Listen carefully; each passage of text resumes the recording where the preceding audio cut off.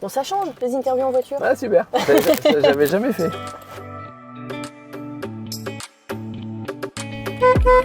Bonjour à tous, on se retrouve pour le 3e et dernier épisode de notre nouvelle série En route pour Longines Équitalion avec des cavaliers de haut niveau. Nous avons fait le premier épisode avec Pauline Basquin, le deuxième avec Antoine Herman et cette fois c'est un meneur que nous allons accueillir dans ce véhicule. Il s'agit de Benjamin Ayot, c'est le meneur numéro 1 en France. Et vous allez voir, les échanges avec lui sont tout à fait passionnants et ce petit tour en voiture en est un très bon exemple.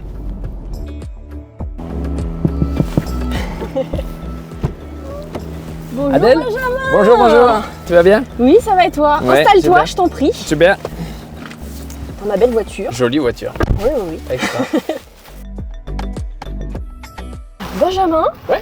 merci beaucoup d'être ici avec moi pour ce petit tour en voiture Avec grand plaisir. autour du salon Longines Équitalion. Ce rendez-vous à Equita, c'est quand même un peu, on va dire, un incontournable donc pour les cavaliers de saut d'obstacle, de dressage, mais aussi Bien sûr. pour vous les meneurs. Oui, complètement. C'est à la fois une organisation qui est, on va dire, pharaonique, et je pense la plus belle organisation, Ok. la plus importante en volume et la plus qualiteuse dans la façon d'accueillir. On a l'impression d'être dans un petit village alors que c'est une grande ville, on va dire. Voilà. D'un point de vue purement sportif, pourquoi est-ce que c'est important de venir à Equita quand on est meneur? Donc, tu dois rentrer dans le top 10, sinon tu viens en wildcard, c'est ce qui est mon cas cette année. C'est une épreuve dans laquelle tu es contre les 10 meilleurs mondiaux. Tu sais que sportivement, c'est ce qu'il y a de plus gros dans le format indoor. Et après, il faut rythmer en fait nos saisons, il faut rythmer nos saisons outdoor, qui sont pas sur le même format. Et puis après, partir en indoor. Et si on vient pas courir Lyon en France, quand on est meneur à 4 chevaux et qu'on a le niveau de le faire, ben on passe à côté de quelque chose d'assez incroyable. Justement, comment tu prépares ton team à cette saison indoor? Parce que tu disais le format est complètement différent et Equita c'est le premier de la saison. Bien sûr. Qu'est-ce qu'on fait quand avec ces 4 chevaux-là, oui, de spécifique un peu? C'est en fait, si tu veux, dans la préparation, la spécificité de cette échéance-là, c'est de réussir à mettre les chevaux par rapport à la saison outdoor où tu dois à la fois présenter une reprise de dressage, partir sur le cross et après la maniabilité qui est l'équivalent du parcours de CSO en concours complet. Ouais. Là, tu as besoin de beaucoup plus d'explosivité. Sois capable de monter très très fort en énergie et de redescendre tout aussi fort. C'est-à-dire que tu les vois aller à des vitesses incroyables, 2 secondes après être capable de s'arrêter, de rester arrêté tranquille, avec une écoute dans l'ambiance qu'il y a. Ouais. C'est assez particulier. C'est un mix pour moi entre sport et spectacle. Ouais. Là, moi, les chevaux qui courent sont les chevaux qui font en plus la saison outdoor, alors que tous les autres meneurs... Oui, en général, c'est ça, ils ont 2 teams. Ils ont vraiment voilà. un team indoor, un team outdoor. Exactement. Et puis ils jonglent avec les deux. Toi, tu dois vraiment avoir des chevaux un peu multitâches, quoi. Ouais, on les rend multitâches. Alors, est-ce que ça serait les chevaux que j'aurais choisis pour faire de l'indoor? Pas tout à fait, il manque de couple, on va dire, dans l'intensité des foulées. Mais après, c'est dans la façon d'éduquer, de dire, ok, on va compléter ce qui manque et puis on va essayer de leur donner ça. C'est mon deuxième team qui fait vraiment les deux saisons en suivant. Voilà. Donc c'est un exercice particulier, mais que j'affectionne assez bien. Et au niveau de la gestion du physique du cheval, de son état de fatigue, enchaîner la saison indoor-outdoor, j'imagine que quand on n'a pas 2 teams qu'on peut mettre au repos d'une saison à l'autre, ça demande d'être très à l'écoute, très pointilleux sur l'attention qu'on va porter à son cheval. Ouais, il faut réussir à créer en fait des moments de repos à l'intérieur du travail, c'est-à-dire de changer d'intensité de travail et de faire que ta saison soit... On va dire comme si tu es en mer, il y a des vagues. Et à chaque vague, tu amènes le team à un point de compétition, un point de performance. En fait, on étudie les saisons de cette façon-là. Et comme ça, j'arrive à faire que les chevaux enchaînent les saisons d'été et d'hiver sans qu'ils aient des baisses de forme ou des baisses de morale surtout. Si un sport, entre guillemets, entame un cheval, c'est qu'on a raté quelque chose, ou dans la préparation, ou dans la pratique. Qu'on allait trop vite, ou qu'on n'a pas écouté, on n'a pas écouté, fait attention aussi exactement, notre fatigue, choses comme ça. Et je pense qu'on peut plus facilement fatiguer un cheval dans son entraînement qu'en compétition. Peut-être que dans la préparation, on va faire le concours trop avant le concours. C'est pour moi la grande maladie du sport équestre, c'est de pas assez préparer dans la variété. Voilà. Moi, je prône la diversité. Petite parenthèse, ça va, je conduis bien. Magnifique. T'es pas trop remué? Non, super. Très bien. D'ailleurs, toi, tu es quel genre de conducteur? T'es un peu impatient, cool Moi, je me suis transformé, on va dire. Ah, Ouais, du jus, mais pas sanguin, pas dans la colère, mais par contre, je voulais très vite. Les gens au Luxembourg disaient, Ben, il arrive à partir en retard et à arriver en avance. À ne pas reproduire, on le rappelle, à ne surtout pas reproduire. La route n'est pas un circuit. Non, mais je me suis beaucoup calmé. Il y a des choses qui t'agacent au volant? Ouais, j'aime pas les incivilités, je crois, comme tout le monde. Mais surtout, j'aime pas quand les gens mettent en danger d'autres personnes. Ouais. Fin de la parenthèse automobile. On va revenir au cœur du sujet, l'attelage. Quel bilan tu tires de ces 12 derniers mois? Parce qu'il me semble que l'an dernier, ici même, tu étais deuxième de l'étape Coupe du Monde. Ouais. Donc, qu'est-ce qui a changé depuis? Ben écoute, ces chevaux-là, je les ai mis à l'attelage à 12 ans. C'est tard pour un cheval d'attelage? C'est tard parce qu'on prépare les chevaux à peu près comme tu les prépares dans les autres disciplines en termes d'âge. Mais eux, ils ont fait une carrière de spectacle en liberté. Et puis, à un moment donné, ces chevaux, c'est des chevaux de famille. Nous, on n'est pas des marchands de chevaux. On va remonter un team, mais j'ai dit, on va faire avec les chevaux qu'on a. Ils savaient faire plein de choses, mais qui avaient fait que du spectacle. Et j'ai dit, on va aller en Coupe du Monde avec. Donc, je les ai pas, entre guillemets, choisis du tout pour ça. Mais Ils font très bien le travail. Ils connaissaient déjà l'attelage ou pas du tout? Non. Ah oui, non. Ils avaient on va dire, un débourrage à l'attelage, parce que tous mes chevaux font tout, mais par contre, ils n'avaient pas la mécanique sport de haut niveau en place du tout. D'accord. Donc on a rafraîchi la partie de travail en attelage pour aller commencer à préparer l'intensité. Ils connaissaient pas l'attelage à 4. Et chaque fois, je me dis, ok, là, je pense que je me rapproche du bout des chevaux, des limites des chevaux. Et puis, ils me surprennent tout le temps. On a cette notion de progression. Là, les chevaux vont sur leur 16e année. On a des lignes de progression incroyables.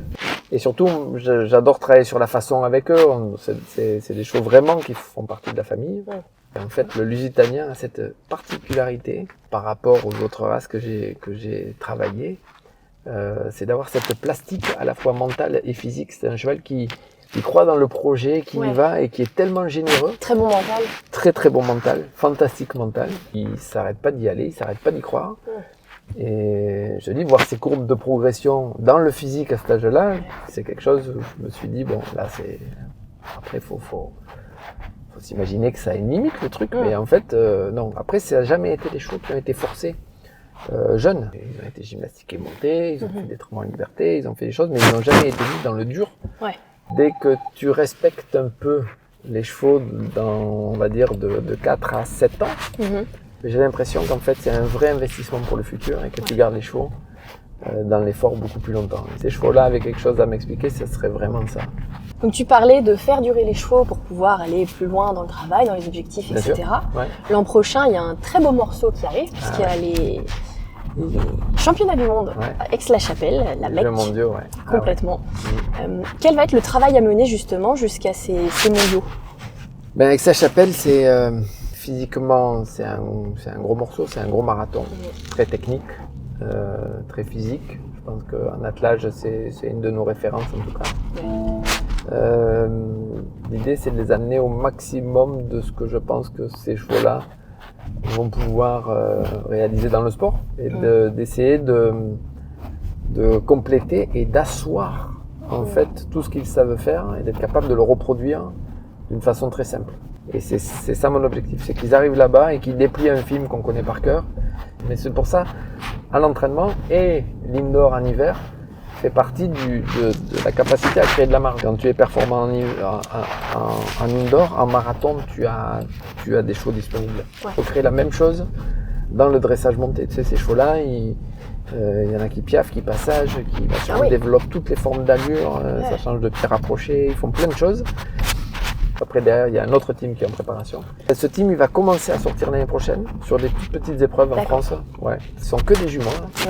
75% lusitanienne et 25% allemande. Il y a un cheval qui est là, c'est Zonic Plus. Tu l'as vu au dressage. C'est dur de ne pas le voir. Voilà. Dur de le rater. C'est dur de le rater. Toutes ces juments viennent du même élevage. D'accord. Elles auront 6 ans au 1er janvier, mais l'année prochaine, elles vont juste découvrir le jeu. C'est vraiment des petits bébés, quoi. C'est des bébés, Et elles ne toucheront qu'au sport de haut niveau, on va dire, en 2027. D'accord. Dans une récente interview, la DTN Sophie Dubourg, elle disait qu'il y avait un travail à faire sur l'attelage au niveau du développement de la discipline. Est-ce que tu as une idée de potentiellement des axes de développement pour aider cette discipline? Pour aider, je vais parler spécifiquement de l'attelage à 4. Ma vision à moi de ça, elle est assez particulière. Il y a, pour développer des meneurs à 4, il y a ce qu'on appelle l'attelage en tandem. L'attelage en tandem, en gros, c'est un cheval devant l'autre. Il y avait une catégorie en France qui existait avant, mais elle a été supprimée parce qu'il y avait peu de participants. Ce qui est dommage parce que le menage est le même. Il est très très fin en tandem, il est très raffiné, mais il est beaucoup plus accessible. Tu as besoin de 2 chevaux, donc tu peux très vite pratiquer le menage à 4 guides avec juste 2 chevaux. Pour fabriquer des meneurs d'attelage à 4, je trouve que c'est une vraie piste. Je crois qu'il faut ouvrir la porte très largement à tout le monde et dire à tout le monde, en fait, un attelage à 4, c'est un cheval plus un cheval plus un cheval plus un cheval. Et c'est pas une montagne. Ouais. C'est évidemment, c'est beaucoup de chevaux, mais les chevaux coûtent moins cher que dans toutes les autres disciplines. C'est beaucoup de travail, c'est beaucoup de choses. Donc la première chose, c'est développer le rêve chez le meneur et le fait que c'est possible en fait de le faire. Ouais. Il faut redéfinir l'attelage de façon plus simple et surtout en ouvrant les portes. J'étais à la commission à la FEI pour l'attelage. Je faisais partie de la commission, on essayait d'apporter des règles qui simplifiaient pour que l'équitation puisse se développer. Tu as des gens qui font ça avec 4 trotteurs, tu as des gens machin. Et je pense que c'est des gens qu'il faut beaucoup respecter parce qu'ils ont mis en place un système. Est-ce que ça sera performant en Coupe du Monde? Non, pas de suite. Mais est-ce que le meneur est en train de travailler un projet? Oui. Ouais. Moi, j'adore les idées qui vivent. J'aime pas les idées, j'aime pas la théorie. Faut appliquer, faut mettre en pratique en fait, les choses. Moi, une belle idée, c'est une idée qui m'a démontré qu'elle marchait et qu'elle apportait quelque chose aux personnes, aux chevaux. On est bientôt sur le retour, Benjamin. De toute façon, la nuit commence à tomber là. Je sais pas si on va beaucoup nous voir sur la fin de la vidéo. Tu disais tout à l'heure que ces chevaux-là faisaient du spectacle. Pourquoi le spectacle? Comment t'en es venu là et qu'est-ce que tu fais concrètement quand on parle de spectacle? Le spectacle, d'abord, ça a été ma formation comme gamin. J'ai acheté mon premier cheval à 6 ans et demi avec de l'argent gagné en spectacle. Mon papa nous a appris tout ce qui est art du cirque, art de la rue. Et on a commencé à faire des petits shows dans des petits festivals. Et ça a commencé à partir à l'international. Et puis on gagnait de l'argent. Et avec cet argent-là, moi je le mettais dans les chevaux. Donc à 6 ans et demi, il y avait une ferme avec des vaches et des chèvres. Et j'ai commencé à mettre un cheval dans les tables. Et puis 2, puis 3, puis quand j'avais entre 11 et 12 ans, mais il n'y avait plus de vaches, il n'y avait plus que des chevaux. Et tous les ans, j'ai mélangé ce qu'on faisait dans les spectacles de rue. Et j'ai mélangé ça à l'équitation. Ça m'a amené à faire la création d'Odysseo, qui est un spectacle de la compagnie Cavalia. Et c'est la capacité en fait à mélanger les arts. D'accord, j'ai piloté Equestria pendant des années, des choses qu'on connaît en France, c'est ça. C'est de mélanger les disciplines pour aller plus loin dans ce qui est proposé dans le spectacle équestre. En fait, une écriture artistique, si tu veux, pour qu'elle soit complète, en fonction de qui tu es dans le public, tu vas être appelé par quelque chose. Et moi, je me suis amusé à essayer de créer des choses qui faisaient qu'il y avait de la danse, de l'acrobatie, de l'aérien, des chevaux en liberté, des chevaux en vitesse, des chevaux en relation, des chevaux sous toutes les formes et dans des endroits toujours plus insolites et où tu attends pas tout le temps le cheval. J'ai toujours cumulé spectacle et compétition parce que dans le spectacle, tu peux écrire une règle autour de ce qu'est le cheval individuellement. D'accord ? Tu as un cheval coquin, tu peux écrire autour d'un truc, autour de la malice, on va dire, et utiliser ça. Alors qu'en compétition, il faut que tu amènes le cheval dans une règle qui est la même pour tout le monde. Parce que quand tu as créé un truc en spectacle de très haut niveau, ça ressemble beaucoup au très haut niveau de compétition. Alors que la base, la règle, c'est pas du tout la même. Et là, je suis en train de préparer plus des projets sportifs autour de l'attelage et autour du dressage pur. Et je suis en train de construire des choses. Et je sais que j'ai besoin de garder une partie artistique. Et dans le dressage pur, je la trouve assez naturellement. Parce que, tu vois, ce qu'a fait Justin me touche beaucoup, par exemple. Dans la forme artistique de son équitation. Quand tu vois la façon de monter du gars, par exemple, de Justin, tu vois dans son équitation que son cheval, c'est tout pour lui. Et ça, quand tu le vois, c'est quand même vachement beau. Voilà. Et ça, pour moi, c'est de l'art, c'est plus du sport. D'accord ? Alors que le mec est ultra performant en sport. D'accord ? Et champion d'Europe cette année.